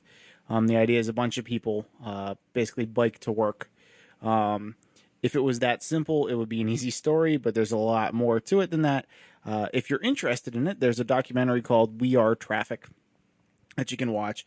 It has to do with corking rides and stuff like that, which is basically blocking off streets and things like that while massive amounts of bikers pass. And it's an interesting topic for discussion if you want to talk about critical mass. I have seen that Always Ride in the Bike Lane video, which was very good. So really well done. It involves a lot of physical acting, and that guy really exceeds at it. All right, so I think we're going to move on to our next topic. We have topics? Which is, this is one of our 4 things written down here. One of which is raining blood. One of them says cat. Yes, Wait, is this a caller? calling We've us? got a caller. What? One of which is raining blood. One of them says cat. We've got a caller. Can you turn down the radio? Yeah, So whatever that audio is coming out of, you just turn that down and just talk to us like a regular person. what's up? Hey, Hey, what's going on, guys? Hey, who's this? yes. Am I live on the air? You are Oh, yes, live. You right are now. live. Oh my God! So try not to I say love anything. you guys so much. Thank I just you. want to say you guys are my favorite random libertarian. Hold on, I can't hear myself. This is fucking annoying.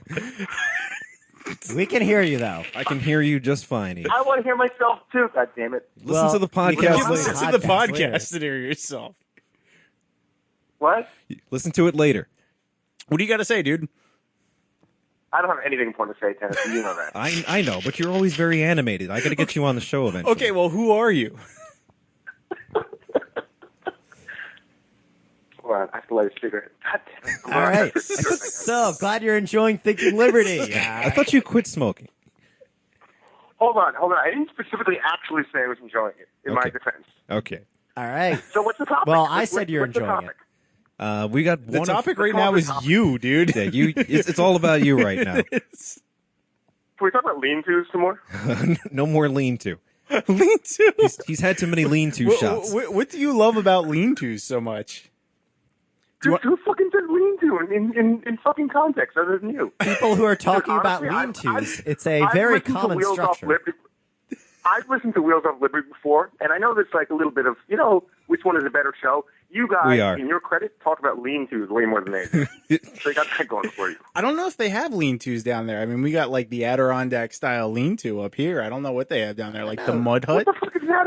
There's different styles of lean-tos? There's different types of lean-tos, dude. I didn't know there were different styles of them. I knew it's a very Tennyson, common Tennyson. thing. How many different ways of leaning Do can me you a have? favor, next year at Pork Fest, don't pack a fucking lean-to. Yeah. There's no room. I'm just gonna get a hotel probably up the street or something. Dude, you should Are you totally, bringing a hotel in a car? Yeah. you should totally just bring a chainsaw and make a lean-to at Rogers. Just fell some trees. We're making a lean-to. Then I'm gonna fell that stairway at the hotel. That's what it is. Make a lean-to. You could just use the stairway as the lean-to. Yeah. Nah, we need the chainsaw. What's a lean-to? A slab of wood. It's a slab of wood at an angle, right? It's like In its I love basic this fucking form, it's conversation. it's a slab of wood at an angle leaned against something, and then you put like pine branches and stuff like that above it. How do you make a lean-to an Adirondack? An Adirondack lean-to is a timber framed lean-to. Don't say it's the same thing in the Adirondacks.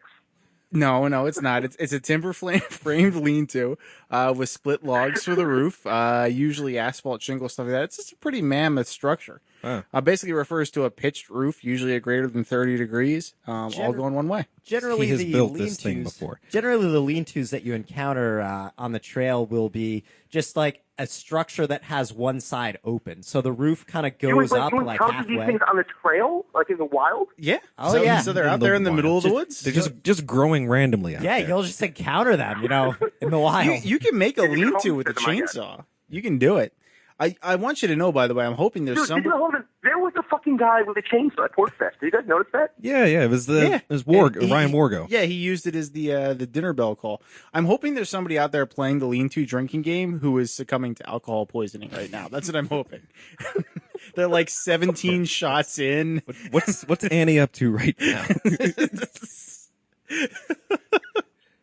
All right. See, he's drinking as well, so I shouldn't encourage that. Yeah, I'm drinking a lot of Grolsch. He's drinking. This stuff's like 5% alcohol by volume. That's Though. It's good like enough. it's like water. It's Trenton City water, pretty much. I mean, our water's 5% I'm alcohol by imagining. volume. I'm imagining the volume of Who's all in those Trenton? bottles in your bladder right now. What was that? You're in Trenton. Who's in Trenton? I live in Trenton, in New Jersey. Who are you? I'm Bosco. He's Batman. Bosco. It's Evan. I'm in Princeton, dude. Why don't we hang out? At 10 o'clock, at 10:30. Let's hang out. Let's go for a drink. That sounds like a good idea. I bike up 206 all the time, so. Yeah, do We'll it tomorrow. We'll go to the IGN, we'll get wasted, and we'll go to Hoagie Heaven. You ever been to Hoagie Heaven in Princeton? Yes, I have. That's fantastic. Have you really? Yeah. It's fucking fantastic. It's fantastic. All right, so No, it really is. You're laughing.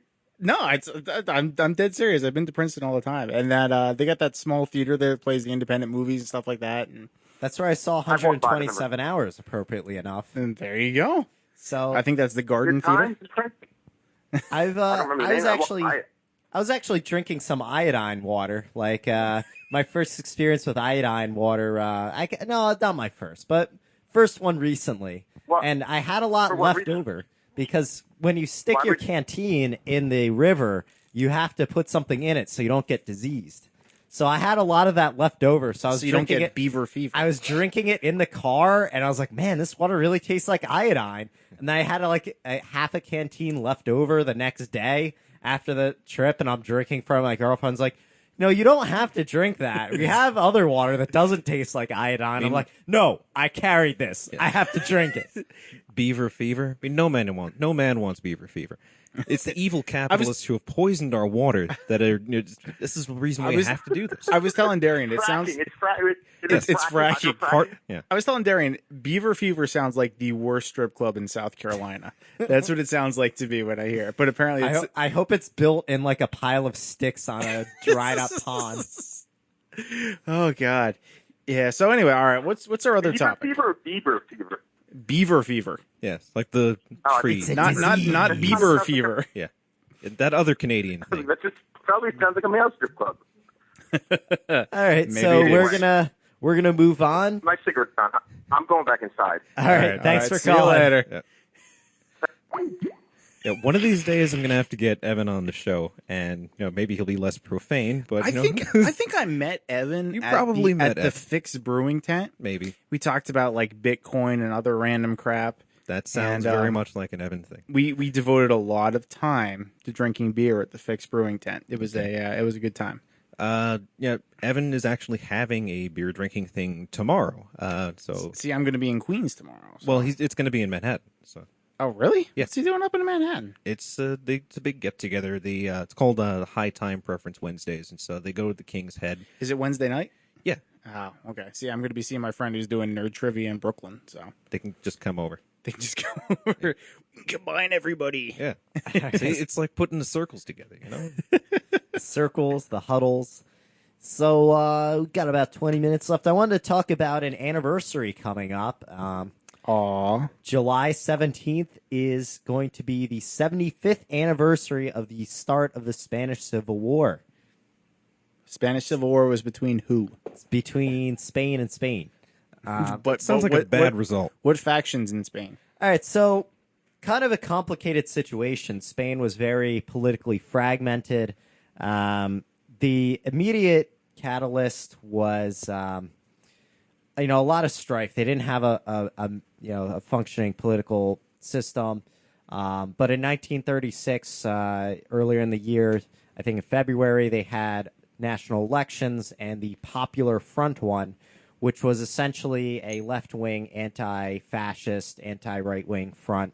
In the 1930s, you have obviously Hitler, Mussolini, a lot of bad stuff going on. In July, a group of generals, including but not immediately led by Francisco Franco, revolted, attempting to have a coup d'etat. And they failed at doing so, causing a lot of resistance. And a major part of this, especially in Catalonia, was done by anarchists, the Anarcho-Syndicalist Union, the Anarcho-statists CNT, of Spain. was Anarcho-status. was very involved. So you have a lot of anarchist activity. Eventually, due to the fascists being just better equipped and having the support of not only Where'd they get the equipment? well, they got some from Nazi Germany, some from fascist Italy. They also got actual units, including bombers that destroyed the city of Guernica, creating the. I don't know if you've seen the Picasso painting. I have That's what that's from. the G units. And also, Seriously? He said Guernica. I'm thinking G, then he said units. G unit? Exactly. Stop. and also Western corporations were helping out fascists. You know, some nice Chevy trucks. Some Wait, so Western corporations, fascist Italy, and Nazi Germany? yeah, yeah. That's quite a alliance Quite an there. alliance. On the other side, Mexico gave some arms to the.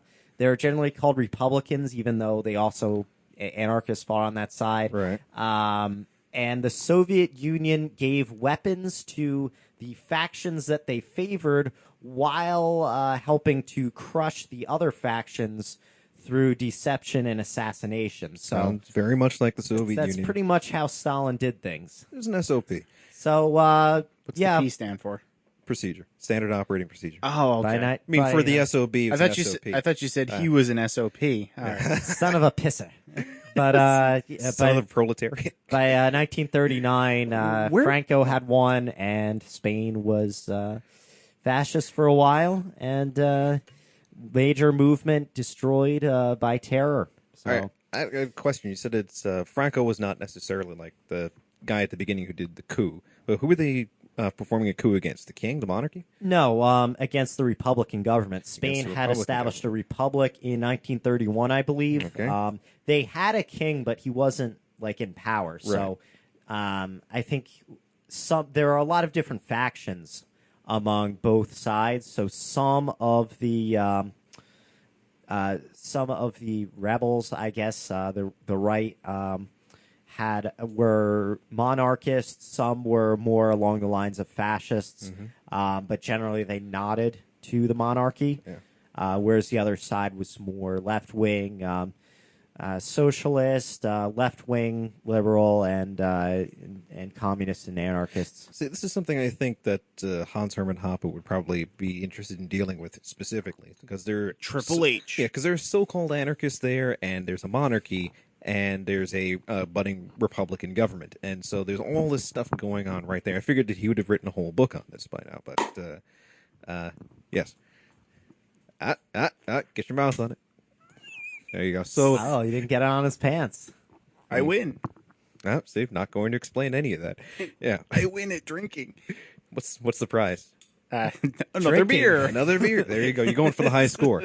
But yeah, it seems to be just right up his alley. But better question: who do you believe, Brian Kaplan or Ian McKay? I haven't read all of Ian McKay's, but Brian Kaplan, not a historian. True. And he's not. His article on the Spanish Civil War is not very well done. Okay. Basically, he's trying to use this historical movement as a point in to score points against his opponents as a The as a prop. anarcho-communists. And his use of history and the understanding in the article is very poor. Essentially, you get the idea that these so-called anarchists invaded Middle America in 2010, and they strung up the local priest and stole the family farm. But that's not really at all the situation that was on the ground there. Okay. The Catholic Church was very heavily involved in politics. There's a lot of popular resentment against that. It explicitly tried to keep the masses ignorant by preventing education. Imagine that. Land was generally, just the land titles were just awful. Land monopolies. Right. Some of these people were unable to acquire enough land to subsist. So, I mean, it's a lot of strong criticism for Dr. Kaplan. And I'm wondering if I should get him on the show and have him just give a talk about this. Like, or maybe I could call up somebody else. What's the you could first name? get someone on who has Kaplan? Brian. actually studied Okay. it Yeah. a little better. I Yeah. mean, Whoa. Murray Bookchin has a lot of good stuff on there. He's deceased, unfortunately. Murray Murray Bookchin? Bookchin. Yeah, Murray Bookchin. Furry Bookchin. Yes. Just look up. I honestly, I really like him as an author. I really like used to reading live his right stuff. over there. Even Yeah. even when you don't have the, even when I don't really like what his conclusions are, he brings up a lot of like really good points to consider. But he has an essay. What's it called? I think it's 50 years later in To Remember Spain. A great one to look up online. So that would be a good place to start. He also has some books out on it I liked his Pathways to a Green Ecology. that I have not read. A lot of his like green anarchism stuff I was a fan of. But so there's that. George Orwell's Homage to Catalonia is a great depiction of events He on the fought ground. in the war, right? Right. He went there generally to cover it as a journalist, but he ended up enlisting in the militia of, I believe it's called the Party of Marxist Unification, POUM, which was, I guess, a non-Soviet aligned communist group. A lot of its members were Trotskyites. And naturally, when the Stalinists took over the revolution, they suppressed them. So you get a good idea of the inner workings of the politics and what life was like. So it's a short book. I think that's a great one to start with if you just want a general idea of the Spanish Civil War. But longer books would be Anthony Beevers. Beavers. Justin Yeah. Bieber. You wrote a book on it? I forget what the He has title half a is. brain. I think it's Have called you, the have you Battle read his for Onion Spain. piece? No. It's remarkable. And for background, Gerald Brennan wrote a really long book called The Spanish Labyrinth. Okay. So, Well, lots of Labyrinth. background. I love that movie. What was that? Yeah. Labyrinth. I love that Labyrinth? movie. That's what the book's about, right? Yeah, David Bowie, right? It's about David Bowie's Dance, crotch. baby, dance. Sorry. All right, so lots of good background information on the Spanish Civil War there. So what do you think about the anarchism of the so-called anarchists? I'm sure there were different factions within who were calling themselves anarchists. So would you really refer to these people as just representing the true spirit of anarchy in some way? well, yeah, I mean, you got to realize there are over 1 million people who are identified either as anarchists or anarcho-syndicalists. Right. So obviously, you're not going to get the same everyone on the same page in that. But generally, they were anti-authoritarian, and they created a more libertarian world when they had the opportunity. So I certainly don't agree with everything that all of, or even some of the most dominant factions did, but I don't think it's fair to call them not anarchists. Okay. So help me out here. Anarcho-syndicalism. What would you say the tenets of that particular ideology are? Generally, it's focused. Syndicalism can be not specifically anarcho. I mean, it's just an idea of unionism, basically, of federated unions and societies organized that way. Anarcho-syndicalism, these federations will be, sorry, I was distracted You're by the chat distracted room. by the hoodoo. But generally, Remind me of the Babe. generally anarcho-syndicalism, these organizations replace the state. So you have local workers groups that will be federated and report to or elect members to a higher union group or something like that. So it gets pretty complicated. You and, should read a lot of- Mises and Rothbard commentary on syndicalism. It's quite entertaining. Yes, if you that's the place to start. while That's reading, the place to you should really start with the people who espouse I didn't the say thing that. To, I to said begin you with. should I know. read. I've You I've should read read. it. So If you read Human Action, it's pretty. Oh yeah, just read it. Just Yeah. cover to cover. I did. Yeah. So what's the problem? If you read Human Action, you get to the part about syndicalism, and suddenly Mises wakes up. He's Yeah. like, "What the hell is wrong with these people?" And It's he like kind they of goes on a rant. he calls them limited capitalism or this version, their version. I of don't syndicalism. remember Yeah, he's- specifically, yeah. but he doesn't understand quite how the people think that this could even work. Now let me give you the 4-second version for those of you who have attention spans like me. If you read the Anarcho Fun Pages, which is this comic that's written by some random dude, he goes over the different types of anarchism, and for anarcho-syndicalism, he goes through a guy trying to get a T-shirt, and the guy shows up to the Bureau of T-shirt Distributing, and he says, "I would like a T-shirt," and the guy says, "Well, the T-shirt workers union would have to create the T-shirt for you, and you need to put in a request for the T-shirt." And so he says, "Well, can you just turn your back while I steal a T-shirt?" And the other guy goes, "Well," and then he turns around. Yeah, so definitely some issues with anarcho-syndicalism, but They made it work pretty well in the limited circumstances they had. I mean, it was in the midst of a civil war, so they didn't really get to carry things out completely. I would suspect that if they had won somehow, that they would, that things would change. But I wouldn't consider that necessarily a failure. If things are changing to a different social structure in a peaceable manner, I wouldn't really consider that a failure. But that I don't know how. Consider it a step. Yeah, I don't know how well anarcho-syndicalism could work on a wide scale. But certainly Even on a small scale. Anarchist bookstore by me is big anarcho-syndicalists and Chomskyites. Narco Tom says Le Guin shows the flaws of anarcho-syndicalism. I'm assuming it's in The Dispossessed. Yeah, that was a really good book, The Dispossessed. It shows how even with a structure that's supposedly built up to prevent authority, you still have authoritarian personalities dominating. So it's good. In between, lean-to bitches bombing the chat room with random crap. People are saying stuff. The power of bombast. There we go. Let's see. What else do we have? Oh, something I came across in the newspaper. Today is apparently the 102nd anniversary of the passage of the 16th Amendment. So it is awesome. What does the 16th Amendment say? It is the amendment to the Constitution that allows an Makes the income voting tax. age at 16. The alleged amendment to the Constitution. Okay, there you go. It puts the voting age at I'll call it 16 the then. whole alleged Constitution first of all. So then, so the alleged amendment to the alleged Constitution, which now legalized the federal collection of income taxes. Non-apportioned. Yeah, not apportioned to the taxes. states. Yeah, it was a direct tax.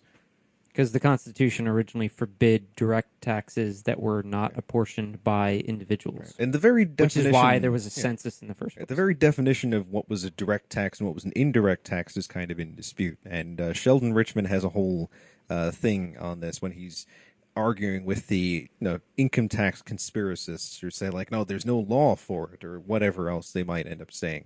There's a lot of discussion about this.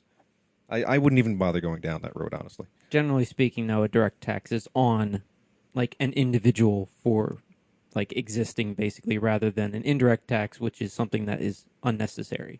but- so like a tax on tea. But of course, there were examples tariff. that were considered indirect tax, which we would consider a direct tax, like the carriage things and other things. Yeah, but then, but in any case. we don't know. So It was passed to allow for Yes. graduated income tax. just so nobody else would bitch about it later. Just like, okay, yes, it's explicitly written here Because it we're was done. It was done before during the Civil War. They passed an income So tax. how anyway. do the show me the law peeps deal with that? Well, they say It's that the convoluted. definition of an individual or definition of who exactly owes is actually not applicable to them. Or then later on, after those things are blown up, they'll say, well, that's not really my name. Or Generally something else. speaking, it's that they claim that the law defines an individual requiring to pay taxes as a non-resident alien and only making money within the United States. Right. Is what they claim, Some or people at will- least that's one of the claims. Some of them will say that the income tax is only applicable to corporations or something like There's that. that. Yeah. And then the IRS says that we have more guns and money than you, so That's you're true. going to pay up. The IRS actually has gone out of their way to put up on their website a very big PDF addressing pretty It's much very good. every one of these spurious arguments here. And rather than actually making these stupid pettifogery legalese arguments, you should just say that no, it's immoral and illegitimate. I don't care whether you actually pass a law tomorrow, because people think, well, there's no law. Well, okay, fine. Now here's a law that says explicitly you owe. Does that make it good? No, it doesn't. So argue about the good or not good first of all, instead of the legalistic nonsense. It's sort of like the people in the sovereign movement. Yes.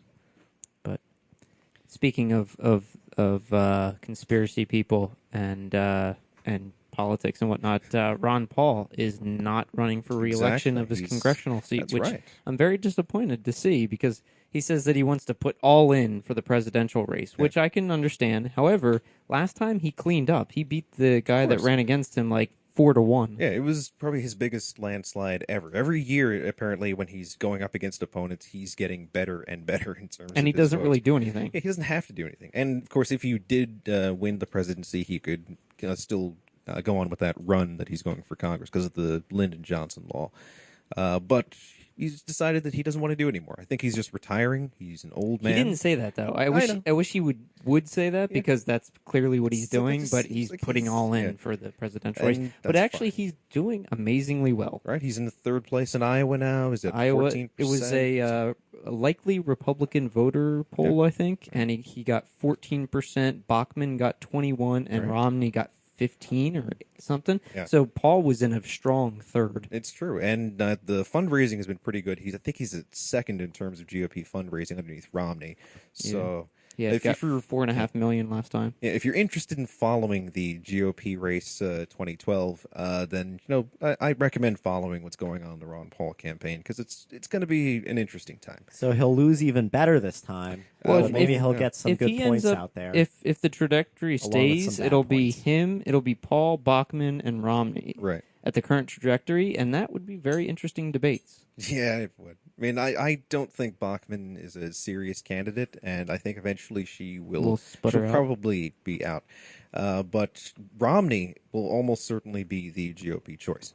Yeah, and him versus Paul would be 4 years ago. People ignored Paul when it was Exactly. Paul versus McCain, but Right. this time around, I think it would be different. It would. I mean, it would be an interesting if it was going to be a one-on-one debate like these two final GOP potentials, and Romney versus Paul, and Paul kind of just being his old grandfatherly wise self, and Romney being the very well-polished media guy. I think people would probably take the glib Romney anyway, and then he would be beaten by Obama, and that'd be it. We shall see. So we shall. I saw a very cool Lee Atwater documentary called Boogeyman. You can watch it on Netflix if you are interested in learning about the politics of the GOP and things like that. You know what else was- you can watch? It was kind of cool because like they tell you some things like, they have some quotes from him. He's like, I didn't really care what party I joined. I just wanted to win. You're like, wow, okay. So you really get to see kind of behind the curtain where it's like, oh, they really have no principles. Yeah. Well, the parties apparently have no principles anymore. And even despite that scores of page platform that they put out every year, have you read any of the GOP platform? No. Yeah, it's not good. I really don't need to read it, but Yeah. It's not like the old GOP platforms of back in the day, like the 1950s or so, which was also kind of interesting. But they were standing for strong dollar, gold standards, anti-Rooseveltian militarism and anti-welfare state and all that, which was interesting enough. And now the GOP platform actually has in it, though no one's read it, support for all gun laws and all gun control. And nice. yeah. But no one reads this thing. So I was like, The nice thing about this documentary is it made me remember how much I hated Reagan. yes. So or how much Reaganator. I currently hate Reagan. Yeah. I couldn't really say I hated him at the time because honestly I was too young to really Right, hate her. right. Like What do you think of the Gore song Reaganator? I am unfamiliar with it. All right, but it yeah, sounds go awesome. home I mean, and listen to Reagan it. probably was the best rhetorical among the presidents. He was the best rhetorically, like without a doubt. Deliver a line, make it a really good line. That's he what could do it. being president's all about. Yeah, Though. he's the guy He's who a good could do actor. that. He was an actor, and he, being the SAG president, he was able to do these things. And then looking at the record of the actual Reagan, which I don't think any Reagan fan has ever actually done, and if they have, and they're still a Reagan fan, then I am concerned about being near that person. So, yeah, Okay, so we are about to wrap it up for tonight. So let's end on a hopeful note. okay. It appears that another Evil Dead movie is starting production. Bruce Campbell's Twitter account seems This is to what we have to confirm look this. forward to. So I don't know if it'll be a good movie, but it'll be an Evil Dead movie. And Bruce Campbell seems to be in it, so it should be good. I like both of those things, Evil Dead and Bruce Campbell. They are outstanding. So, thank you for listening. I saw a Batman poster today, and I have no idea what that movie's going to be about, but I think it's going to have a Batman in it. it's I going to have like Batman. Perry's comment: quick rise or Exactly. yeast based. It's like some crafter out there is going to have to make a specialty bread just about that. I can see it. I can definitely see it. The can Dark see it. Knight Rises. All right, All right, so show's we're ready to over. wrap it up. Yeah. All right, thanks for listening. Go out there and live free. Thanks for listening. ThinkingLiberty.net. Yeah.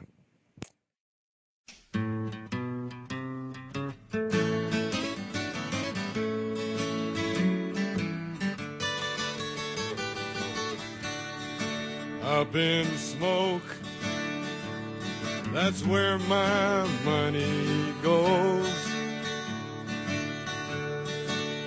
In my lungs, and sometimes up my nose.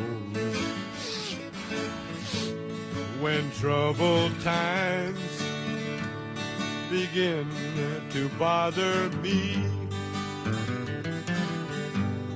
I take a toke and all my cares go up in smoke.